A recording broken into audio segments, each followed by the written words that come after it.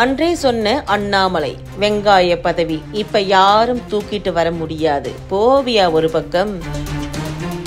அண்ணாமலையை மாற்றி விட்டால்தான் நம்ம எல்லோருக்குமே நிம்மதி என பாதிக்கப்பட்ட அரசியல்வாதிகள் கதறி வருவதாக தகவல் கசிந்து உள்ளது.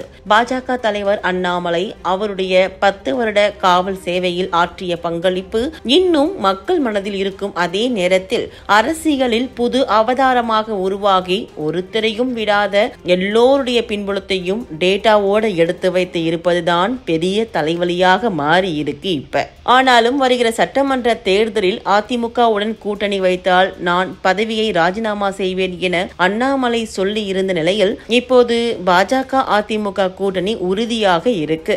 ஒரு பக்கம் எடப்பாடி அண்ணாமலை இருந்தால் தனக்கு பிரச்சனை என பார்ப்பதும், அண்ணாமலையோ அதிமுகவுடன் கூட்டணி வைத்தால் எடப்பாடி பழனிசாமி முதல்வர் வேட்பாளராக இருக்கக்கூடாது என பாஜக மேலிடத்தில் அழுத்தம் திருத்தமாக சொல்லி இருப்பதாக தகவல் வெளியாகி இருக்கு. தர்ம சங்கடமான இந்த ஒரு நிலையில் பதவி என்பது பெரிய விஷயமே இல்லை, தான் ஒரு காரியகர்த்தாவாக என் பணியை செய்ய தயார் என்பது போல பேட்டி அளித்து இருக்கிறாரு அண்ணாமலை. ஆனாலும் தன்னுடைய நிலைப்பாட்டில் கொஞ்சம் கூட பின்வாங்க போவது இல்லை. அதே சிந்தனை, அதே வெறி எதுக்காக தமிழ்நாட்டு அரசியலில் இருக்கிறானோ வருங்காலத்தில் பாருங்கள் அதை செய்து காட்டுவேன் என சொல்லி இருக்கிறார். ஏன் இப்படி அண்ணாமலை மற்றும் தலைவர் பதவியில் இருக்கக்கூடாது என மற்றவர்கள் நினைக்கிறார்கள் என ஆராய்ந்து பார்த்ததில் அண்ணாமலை செய்யும் அரசியலுக்கு ஈடாக மற்ற தலைவர்கள் ஈடு கொடுக்க முடியாமல் திணறுவதும், அவர் முன்னாள் அதிகாரம் பலமிக்க காக்கி என்பதால் எல்லா விவரத்தையும் அக்கு வேரா ஆணி வேரா ஆதாரத்தோடு ஊழல் செய்தவர்கள் மக்கள் முன் கொண்டு வந்து நிற்க வைப்பதும் ஊழல்வாதிகளுக்கு பெரிய தலைவலி கொடுத்து இருக்கு.